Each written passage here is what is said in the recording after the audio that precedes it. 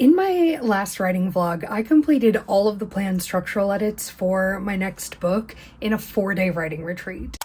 That's a really short timeline to be able to make those kinds of edits. I wrote 8 new scenes, I made loads of changes to the existing material, and I just want to know if it holds up. So this is actually editing Sam. We're about to flash back in time to a Sam that was coming off a rough period after that writing retreat. And we're going to start with a little motivator, something to really get us in the zone, get us excited about writing. And then we'll get into a line level pass that will help determine whether or not the work that was done on that writing retreat holds up under scrutiny.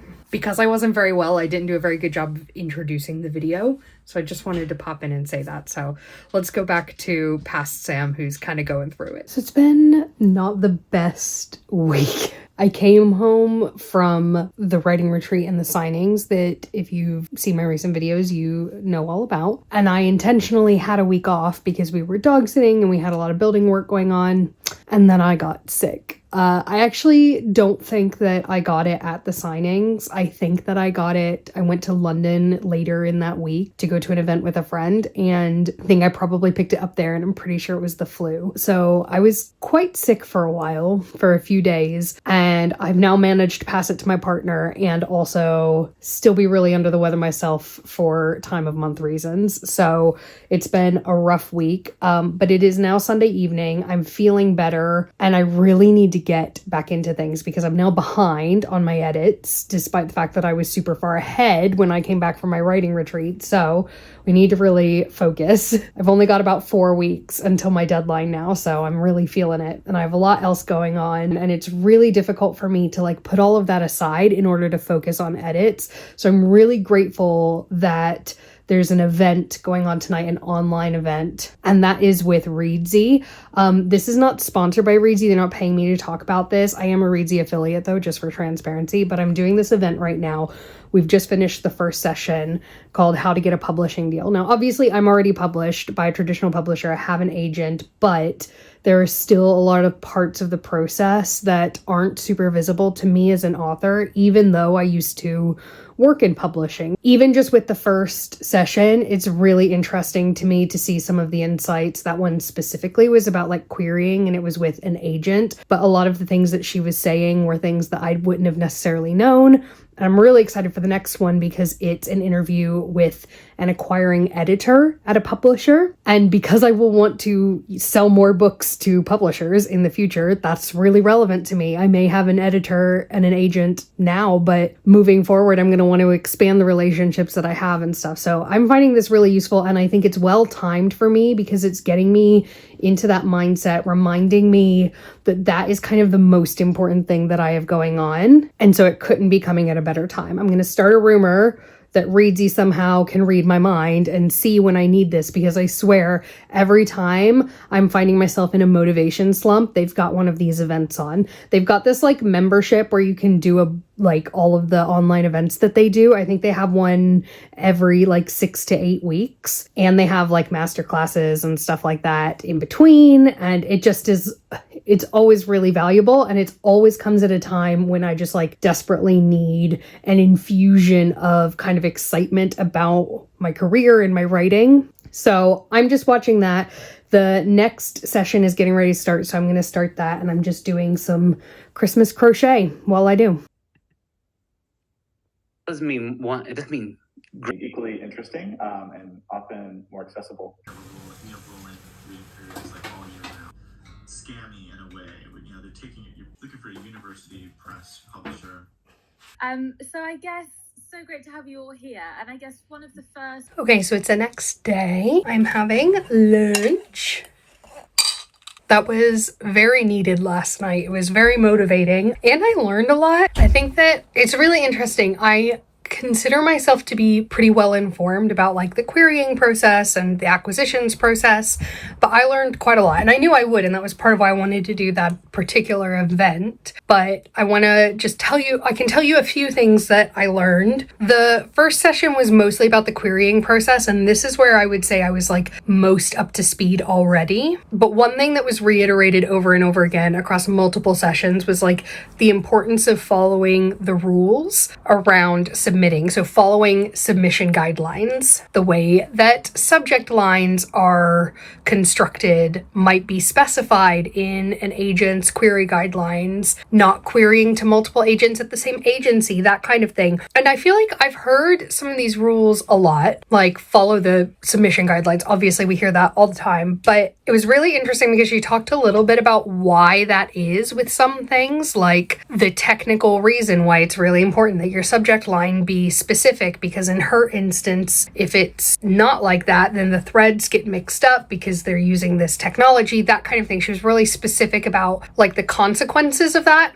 And I think that's really nice because the way my brain works is rules are a lot easier to follow if I understand why they exist. That's not to say I wouldn't follow the rules otherwise, but it's nice to just have some context and to understand that it's not just agents being picky. It's not just like someone being on a power trip. Like there are reasons why they ask things to be done in a certain way, and it's to give them the best possible chance of like seeing your work and being able to evaluate it. But mostly for the first session, I just thought it was really good because she was talking about querying from a place of power and how so often authors feel like they're handing all the power over to other people in the querying process, and just how to like reclaim some agency in that and how to sort of reframe the process to be about empowerment. And I thought that was really nice.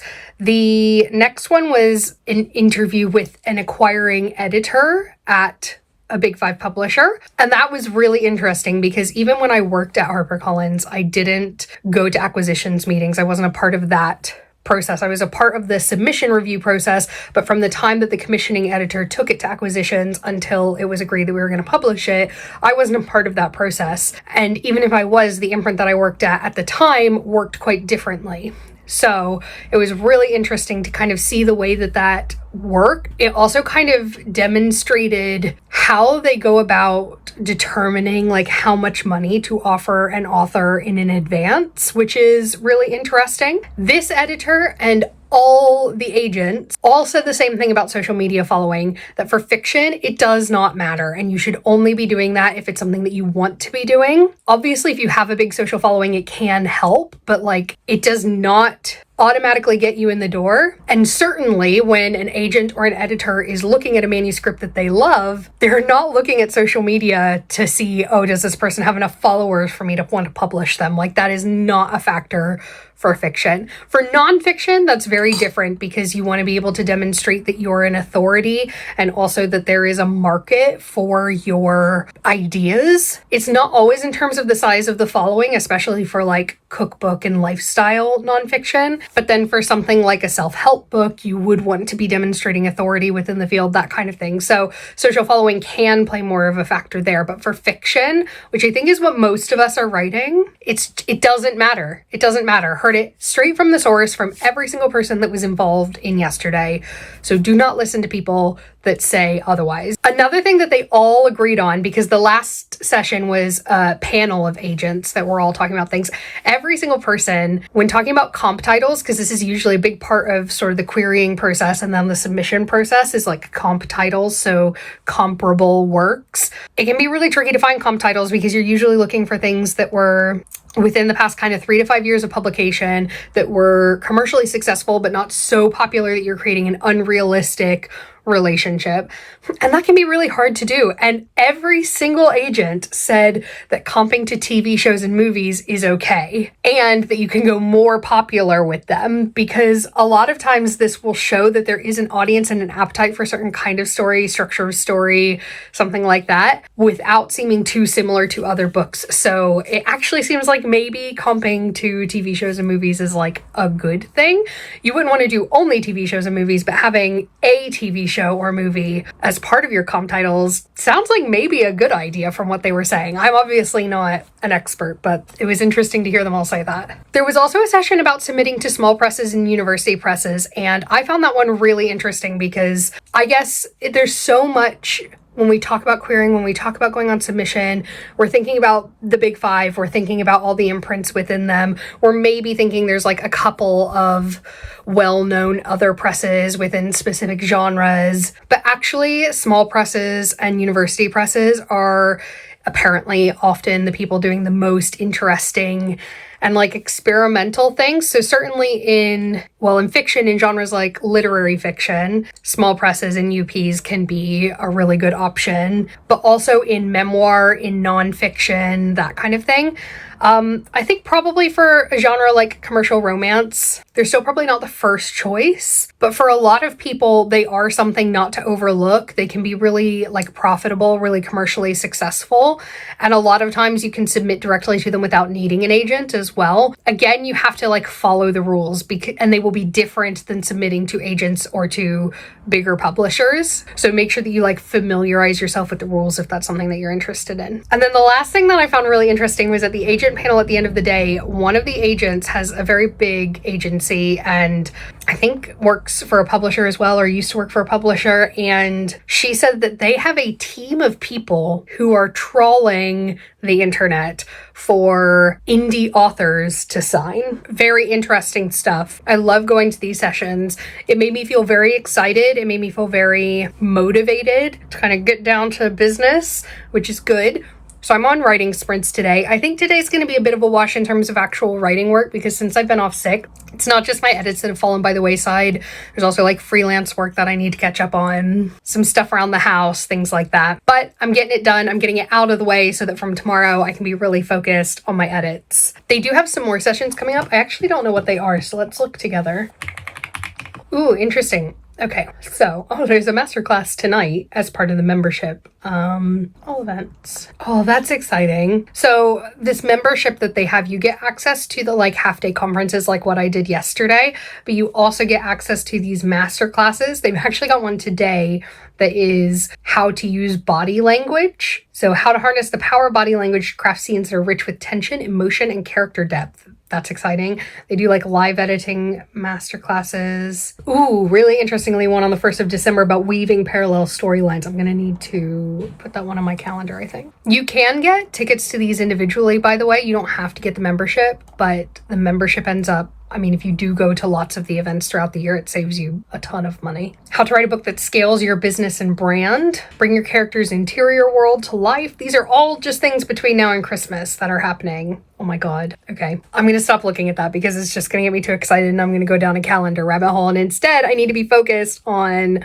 first of all, finishing my lunch, which is now going cold, and then on getting this freelance stuff out of the way so that I can be focused on edits this week. I am really introduced what we're going to be doing in this vlog. I think that the goal is going to be to kind of evaluate the success of what I was doing on my writing retreat. So I'm going to start going through and doing this pass to kind of see how well these edits are flowing, see if they're like achieving the things that we wanted to achieve, and maybe starting to incorporate some of the line level changes that we wanted to make. We're not doing a line edit necessarily, but it's more of the stuff like, I think the example I gave in the writing retreat vlog was there's a dog in the book and there's like 50 pages where I don't think I mentioned the dog a single time, but it's like the dog of one of my point of view characters. So like I need to make sure that the dog is present and accounted for at all times. So it's just as we're going through making sure that that kind of thing is getting woven in, but also just seeing like, okay, with all these things that we've added, are we achieving what we wanted to achieve? Does the manuscript ebb and flow kind of emotionally and energetically the way that we want it to? Is the pacing, the kind of ups and downs of the story, does it feel right? I think that's what we're looking for. So we're going to do that together this week. We're not going to get through the whole book, but I think that we'll be able to see if what we've done has been impactful or if we're going to need to maybe roll up our sleeves and stick into the structural stuff a little bit more. So I think by the end of the week, we should have an answer to that. So I'm going to finish my lunch and then I'm going to get started on this freelance stuff. I probably won't check in with you again until tomorrow because we're not starting the actual writing until tomorrow, but we'll do that together. I won't do any of that without you, I promise. Okay, it is the next day. You can tell my office is very messy. That is because this is a little bit of a dumping ground while the renovation work is happening. A lot of this is going in the bedroom or the bathroom when those rooms are done. But this is where I get to work because I am on deadline and deadline is not waiting for renovations. Renovations are not waiting for deadline. So we're doing it. It's about 10:30. I've got until 3 p.m. to work on edits. So we're gonna dive in today. I'm still feeling really motivated from the session last night, so I think it's a good day for it. I do need some caffeine. My partner's downstairs making me a cup of tea, which is wonderful. I also don't have any builders in the house today, so I'm very excited. I need to just go through, and in fact, let's do this together. Right, so I just need to refresh my mind on what are the line level changes that I need to be making. So as discussed, I finished my planned structural edits, but now I need to go through and do my first of probably 2 line level passes, ideally 3, but for deadline purposes, probably 2. And this pass is focused on 2 things. 1, making sure that the changes that I've made were effective and that the kind of rise and fall of the story, the pacing of the story makes sense. And 2, adding in some of the line level things that I need to add in. Now, there are a lot of these things, the line level stuff. And then finally, I want to make sure that and this is kind of part of that, like checking the pacing of the story, because I was addressing this a little bit with the structural changes I was making, but I also just want to make sure that their path from kind of rivals to friends to lovers feels right. Before, we were kind of jumping that friends step. We were just going straight from rivals to lovers. But I think that for me, I write more realistic romances. And so I think that friends step and showing these people kind of developing a respect and affinity for one another outside of just a romantic attraction, I think is really important. So I want to make sure that that's coming across. Obviously, there will be other line level changes, wording changes and stuff that I want to make as I'm going, but I'm going to allow myself to save some of that for the next pass, because that's the focus of that second pass, is kind of language and tone and humor and stuff like that. Whereas this pass is more about story content. So I think we just get started jumping straight in with chapter 2, not chapter 1, because as you might know, in these Roll for Romance books have what I call the interlude chapters. And the first chapter is an interlude chapter. So we start with chapter 2 because the interlude chapters won't be written until I'm done with all these edits. I'm going to go find out where my cup of tea is because I need it. And then I will join the 11 o'clock sprint. And I'll check in once I've gone through the first couple of chapters. Having not been in this for a couple of weeks, my brain is like struggling to remember what I've written. So it may be that I get in here and I'm like, what the hell is all of this? And I think because of that, I'm really struggling to like get myself going. So I'll do a couple chapters and then we'll chat about how it's going.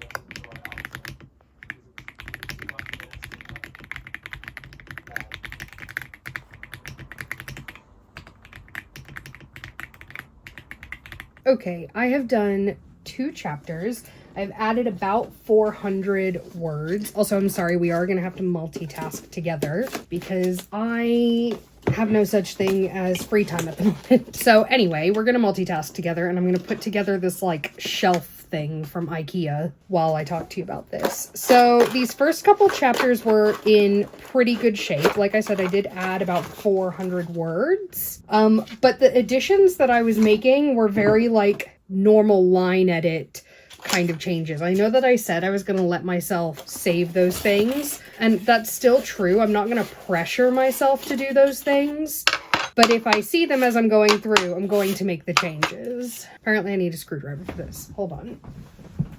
I cannot find a screwdriver, so hopefully we'll be able to do this without. I've done these 2 in about less than 2 hours, and that feels like a good pace to me. I do think that these ones are lighter touch in terms of the edits than other ones will be. So I'm not like expecting myself to be able to stick to a chapter an hour for the rest of this. I think that especially as I get into the chapters that I made more changes in during my structural edits, I'll have more stuff to pay attention to. Certainly in terms of my like editorial notes about like the dog and the nerd stuff and the festival, like all of that was pretty much where it needed to be in these couple of chapters. So they were pretty easy ones. I guess I don't really have much of an update other than the fact that I just need to keep going.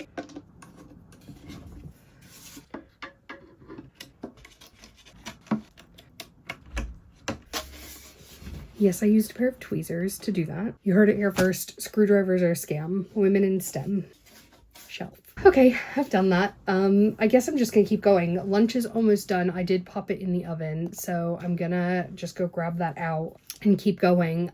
It's about 12:30 now. I would love to do at least one more chapter. I hope it doesn't take me more than 2 hours to do one more chapter, but it could. I shouldn't put that on myself. It takes as long as it takes, but I'd love to get 2 chapters done if I'm being really honest. Okay, I have only gotten one more done. I do still have half an hour until I needed to change over to a different task, but I'm gonna be honest, I can feel my attention span suffering. I've been scrolling for the last few minutes. And also this next chapter is quite long, so I know I'm not gonna get it done in those 30 minutes, so I'm like, why start? I should anyway, but I'm not going to. I think 3 chapters is good for my first day back into things. That last chapter was in better shape than I expected it to be. It did need a little bit more, but not aggressively more. I do think looking at the start of the next chapter that that's when it's going to get a little bit more demanding. So I think that tomorrow is when we will, except tomorrow we're not going to do this. And unfortunately tomorrow I have other stuff I have to be out of the house for. So I think it's going to be in 2 days' time that we end up tackling that. But I think I've had a good day back. I think the motivation is there.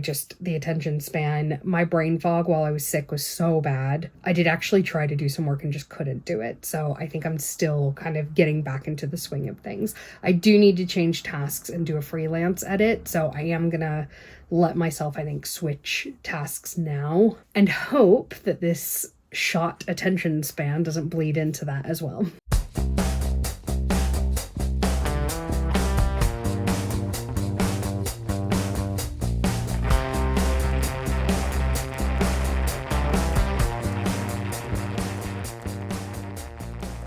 Okay, so it's a couple days later and I have been working on my line edits. I'm a couple chapters further, and by couple, I do mean 4. I've done 4 more chapters. So that's chapters 6, 7, 8, and 10. And I definitely am seeing that a lot of the additions that I've made, because I've now gotten to chapters where I've added whole scenes, those scenes are definitely helping with the pacing. And they're also helping with adding in some of those other elements. I'm getting into the part, because I think the beginning of it, the very beginning, I spent a lot more time polishing when I was doing it.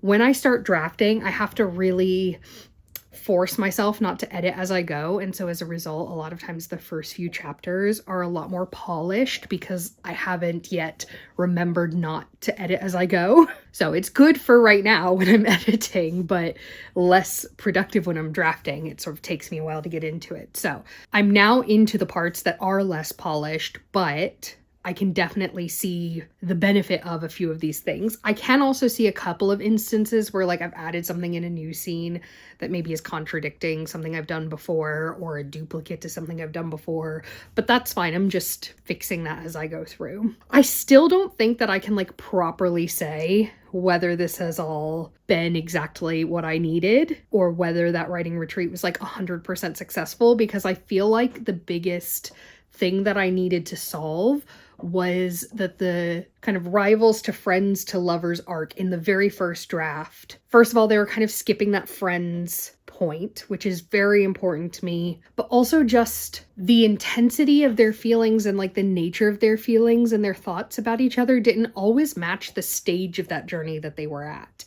And I'm reading a book at the moment where this is really noticeable, that right at the beginning, when the main character should not really be thinking about the MMC in that way, there are these comments and these thoughts that just make it a little too obvious. Like, yes, okay, we're reading romance. We know that they're going to become lovers, but the characters shouldn't necessarily know that. And I think that what you want is you want to create tension, not necessarily for the reader to not know what's going to happen, but the character should believably not know what's going to happen. And I think that in the book I'm reading now and in the first draft of this book, the kind of thoughts that the main characters are having is like, okay, you should see this coming.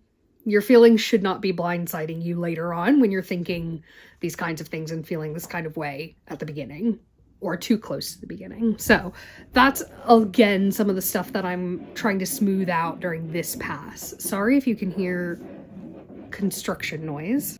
It's happening like directly above me. So I think that I'm doing a good job with that, but I think that as the story goes on, I'll be able to get a better sense of how good of a place the story is in. And I don't feel like I can make that judgment right this moment. So I think it might take a few more days to get there, but that's fine. We're going to continue. And I don't want to finish this vlog until I feel like I can say one way or the other, because I think that I'm in my own head about how quickly I did things on the writing retreat, and I always get this way. I talked a little bit at the end of that vlog about the imposter syndrome that comes with working efficiently, because there's this, perception that art should not be fast. And like, listen, I don't think I'm writing the great American novel. The characters aren't even American, but like, I know that I'm not writing some like great literary masterpiece, but I still want it to feel like a worthwhile story, both for me to have written, but for other people to read as well. And so there is imposter syndrome anytime I feel like I'm working efficiently or anytime something happens too quickly, because of this idea that art should take time, and that if it comes that quickly, you didn't like earn it, I guess. And so it's really important to me right now to be assessing whether that efficiency was rushing or whether it was just being in flow. So I still don't feel like I can tell you that one way or the other, which annoys me, but we'll get there. And I feel like I just need to get further into the story to be able to do that. Oh, little bird, when you step out the shower, what is it that you always write on the mirror? You're up all night.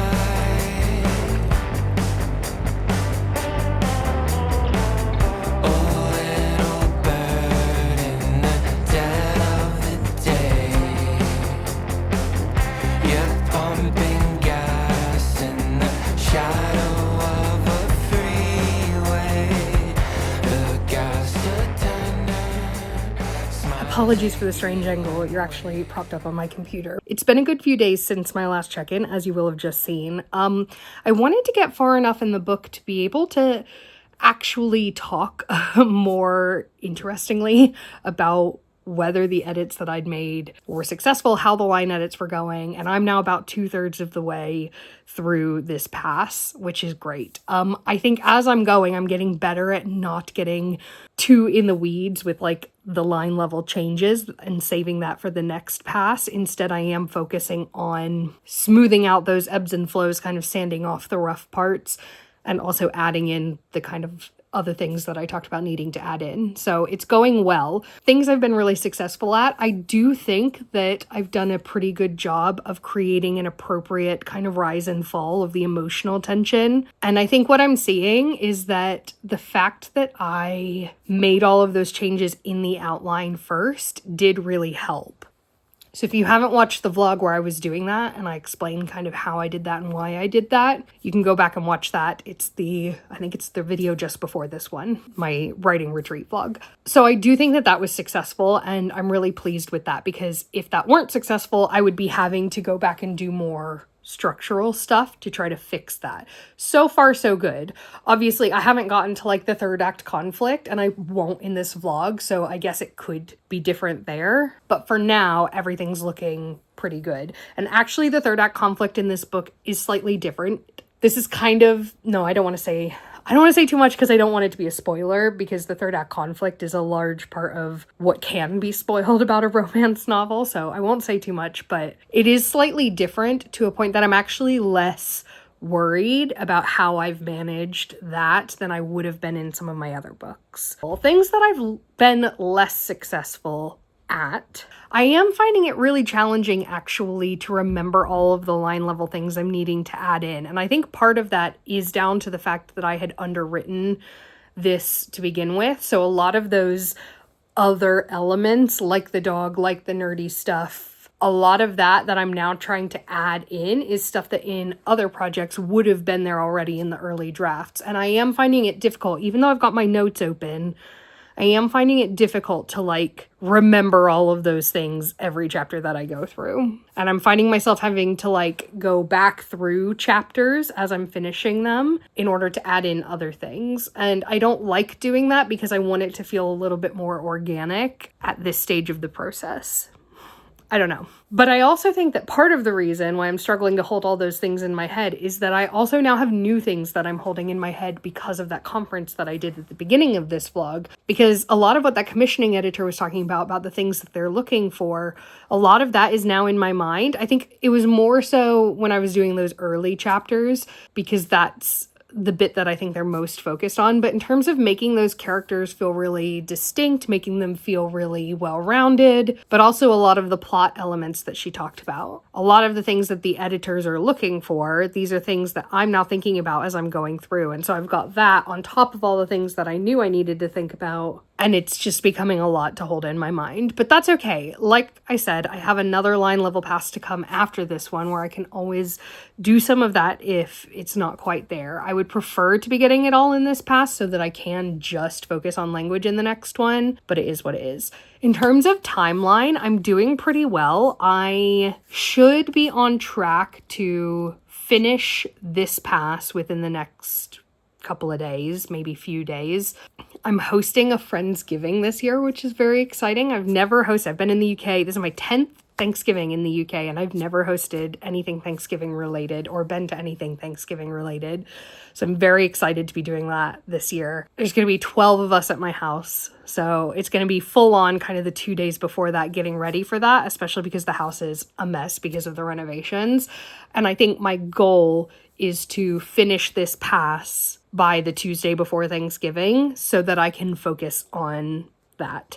And I will be able to, editing Sam can put on the screen here if I've managed to do that, because I will be editing this video during those 2 days.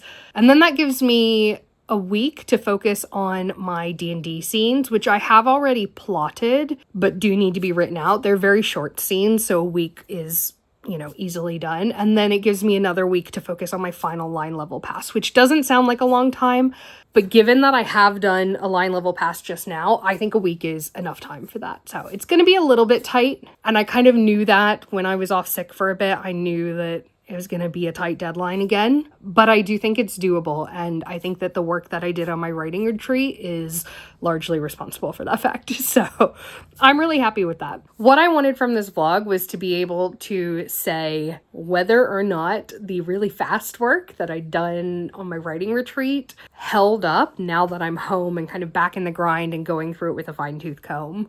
And on the whole, I'm really pleased to say that yes, it has held up. There have, of course, been small changes to make, but I'm really happy with the work that I did. And I think that that process has worked really nicely for me. So I'm really pleased. If you have any questions about that, let me know. So I think we're going to wrap this up here. I know this video has been a shorter one, but I'm really pleased with kind of where we've landed. And let me know what you think about like the shorter videos versus the longer ones, because I know my video before that was a longer one. And I never quite know where to land on that. What do you prefer, longer videos or shorter videos? Let me know in the comments, and I'll see you next week. Bye.